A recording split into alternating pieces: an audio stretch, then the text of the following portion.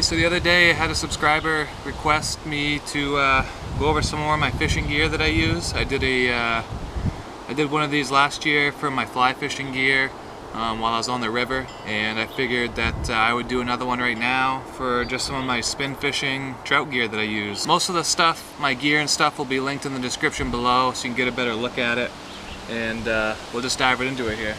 So this is the bag that I bring when I go spin fishing for trout usually. So this has all my trout tackle in it. It's a fish pond, sort of like a fanny pack that goes on your back.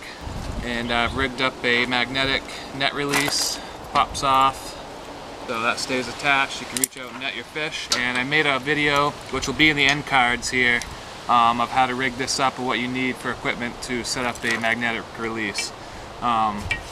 Just got some pliers, basic pliers on the side, and then that's all the bag is. And then the rod that I use for my trout fishing, it's the JT Outdoor Products Panhandler rod. This is a 7-foot ultralight. I just got it paired with a Shimano Stratic CI4 Plus 2500 size, and I run, actually the line that I run I like a lot. I've used it for a few years now. It's a monofilament, but it's fluorocarbon coated, and that'll be linked in the description below. If you want to check out this rod, go to jtoutdoorproducts.com, and I have a promo code for you guys to use in the description if you're interested. It'll save you a little bit of money. Inside my tackle box, this might be a little bit scary because I haven't touched it, I haven't even looked in it before this video, so we'll see what's in there. It's put away exactly the way I used it last. So we'll go to this front compartment here first.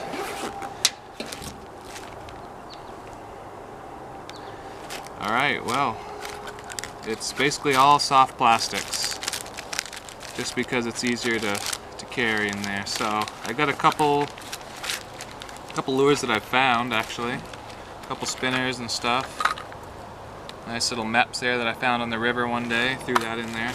But these bad boys right here, these bobbers, they're weighted, and I like these because I can use a soft plastic with a very small jig head on there, like a 1/16 ounce jig head or something like that. I can put this weighted bobber on above it, or float, whatever you want to call it, and it allows me to cast a little bit further without having to put split shot on my line and getting all tangled up in the split shot when you're casting. So I really recommend getting some weighted bobbers like this, and I'll link this in the description. I use a couple different kinds. And then we just got a bunch of soft plastics. Kind of a mess. I've got crappie magnets. Everybody kind of knows what those are, and trout magnets, same thing. Got the Berkeley trout worms. I actually, sometimes when the brookies get stacked up in the fall, I'll actually wacky rig one of these, you know, break it off like that so you got the little piece, and then I'll wacky rig it right in the middle on a little jig head, and we'll hop it right along bottom. They love that. These new Nico baits, which I'm actually pretty excited about. I've been using them a little bit and they work awesome. So the thing with these, they're a Japanese company. There's a guy in the United States that distributes these for them. And if you've ever used Z-Man products like Bass Fisherman and stuff, all of these are super stretchy. They last forever. You can catch hundreds of fish on just one bait, so you're not rebaiting all the time. You can see these are like a little stone fly. I think that's what that is, a little stone fly. And these little micro strips, you just put them on a little jig head, a collarless jig head, and swim them around. You can see, look how stretchy those are. And they come right back.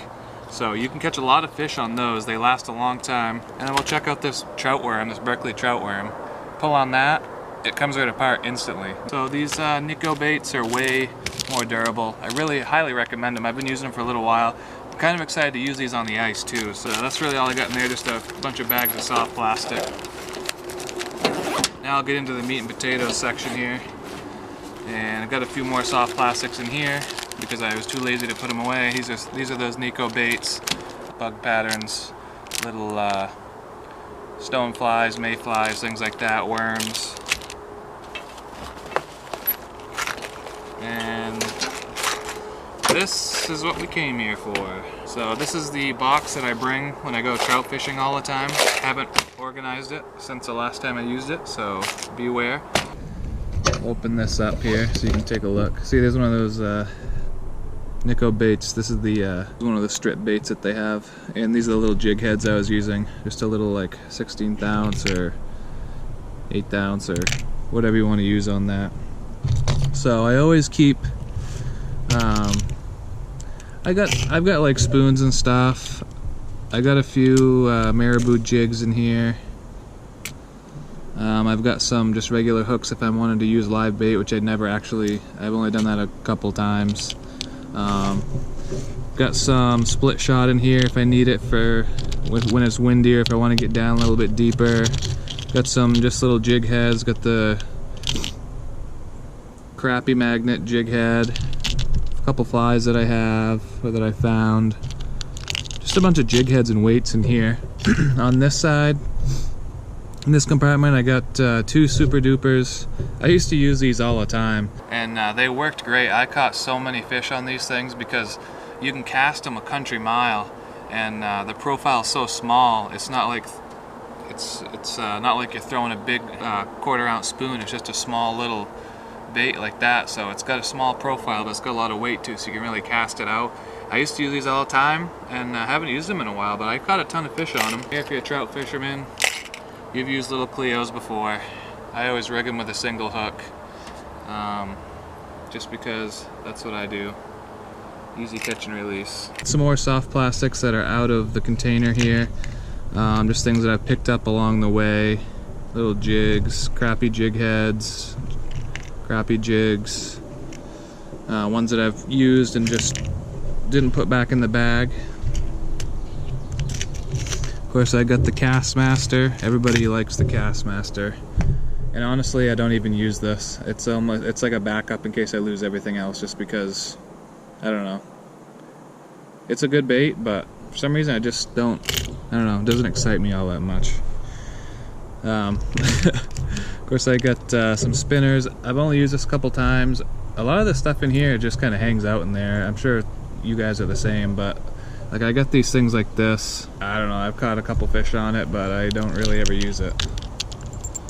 So this video is turning out great because I'm showing you stuff that I don't really use, but the other side is better. So I got another weighted bobber in here, and I got I think this is probably like a 1/2 ounce little Cleo. I put some red tape on it, and I use this. I think I have another one on the other side that's big too, but I use these bigger spoons when I'm lake casting. So if I go to a lake and the lake trout are in the fall, they've moved up shallow, I put one of these bad boys on and I huck it out into the lake as far as I can and just kind of slow roll it back.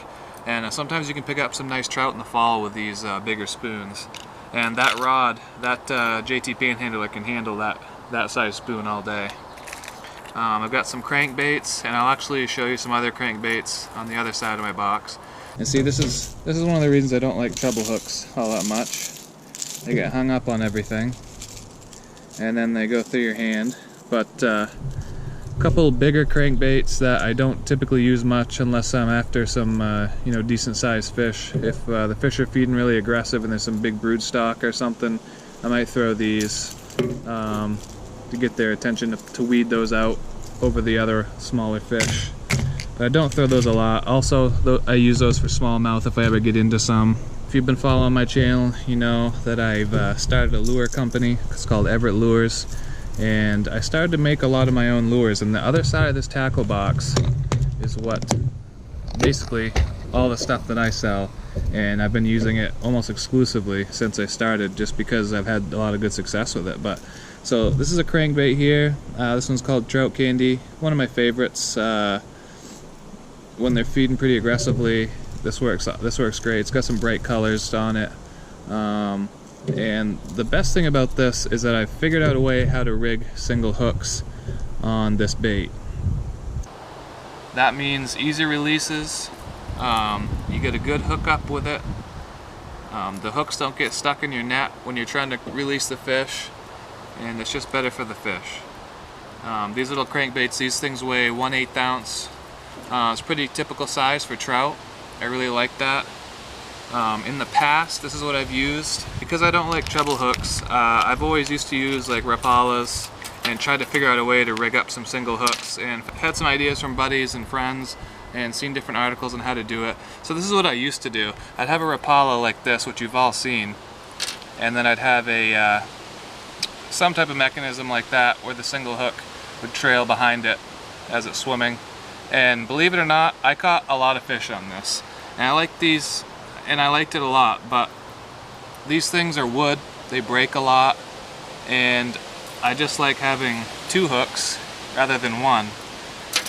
So that's an option. You can get a Rapala and rig up some way to hook a single hook on it, but you gotta make sure it swims right. The other thing with these Rapalas and these Yozuris, these little trout cranks and stuff, is they were so expensive. So, I mean, you can spend anywhere from 7 to 10, 11, 12 bucks a pop on these things.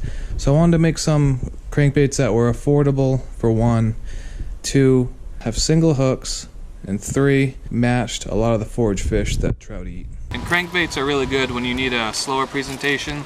You can fish them slow or fast, and I really like to swim it. You know, I cast it out, I let it swim down to the depth I want, and I let it pause. And then I kind of rip it and let it pause, and then rip it and let it pause. And when it's usually on that pause is when you're going to get the strike. It's almost like a jerk bait for bass fishing. So this side right here is all the Everett Lure stuff that I have so far. I have a ton of different patterns and that I sell, and not even close to, I mean, I have only a couple in here, and a lot of the ones that I keep for my own personal use are the rejects that for some reason don't make it to be sold. So I love little spoons. I think they're underrated, definitely. I catch a ton of fish on spoons, and my favorite size for trout is 1/8 ounce, and that's what these are. I sell it. I have a bunch of these on my website. Those are all 1/8 ounce spoons. They cast awesome. They're the perfect size for trout, and my favorite pattern is this rainbow trout right here. Use that a bunch. I've caught a ton of fish on that pattern over the years. And I've got, of course, I posted videos on some of these holographic spoons and stuff that I sell that I used last fall, and caught a bunch of fish on them. But the other size I use a bunch is a 1/4 ounce, and I use these at lakes a lot, just, you know, get out a little bit deeper. And when the bite is on, 1/4 ounce tends to weed out some of the smaller fish, and you get into some of those bigger ones. So here's a couple of the other crankbaits I like to use. I like this one a lot for browns. This one's called the Golden Ticket. The action of these is really wide. It's got a really wide and aggressive wobble, which I really like. You can really feel it on the tip of that rod when you're working it in. So that's a Golden Ticket, golden side, orange bottom with a dark top. And I like fishing this a lot in the fall for browns. They love this color for some reason. They like the orange, and it just works awesome. So another color that's been really popular that I've had a lot of people request, and a lot of people have I've actually sold out of this color a bunch of times, but it's the rainbow trout pattern. It's the rainbow trout pattern. So I use this a lot. A lot of guys like to use this. I've got another one that I personally is probably my favorite. I got to replace their back hook on this because it's been destroyed so many times. But that's called the Ghost pattern. It's got, I don't know if you can tell if I turn it a little bit, it's got like a color shifting paint on it, so it's a clear bait with a color shifting paint, and it's a good smelt imitation. And speaking of a smelt imitation, I have an actual smelt crankbait that I paint. It's also got color shifting paint, but it's got a darker back on top of it with some metal flake in it. So it resembles a smelt pretty well. And then of course we got the trout candy one that you guys saw at the beginning of the video, earlier on. And then we got a bunch of these spinners and stuff. I started out making spinners, and these, I've caught a ton of fish on these as well. There's the pinky. I like this color a lot. Pink just seems to produce really well for me. Most of my spinners are 2 different sizes. We get 1/5 ounce and 7/64, so that's the size difference there. That one's called Pinky. Some of these are pretty beat up because I've used them a lot. Got like some like that color. I got pretty much whatever color you want. Purple, Lucky Lavender, this one's called. Caught a bunch of fish on this. Lucky Lavender color. And yeah. Let's see, another one of my favorite spinners is this. It's a good smelt imitation. It's got like a crushed ice blade on it with pink and blue. Obviously, like I said, pink. There it is. And it works really well. And here's the other one, the other size. So those work. I use those a ton. Those work great. We got the emerald shiner pattern. Those work great. Basically, that's what I carry in my pack. I mean, I got spoons, I got spinners, I got jig heads with soft plastics, and that's what's in my trout box, guys. So that was just a quick overview of what's in my trout box. It's just a plain old box here that I bring. If you have any other questions, let me know. Make sure to check out Nico Baits. These things for trout, these things are killer right here. I got a whole selection on their website. That'll be linked below. And if you could, check out Everett Lures. That's my personal business that I started last year in the fall. If you haven't already, subscribe to the channel and stick around for some more fishing videos. We'll see you guys later.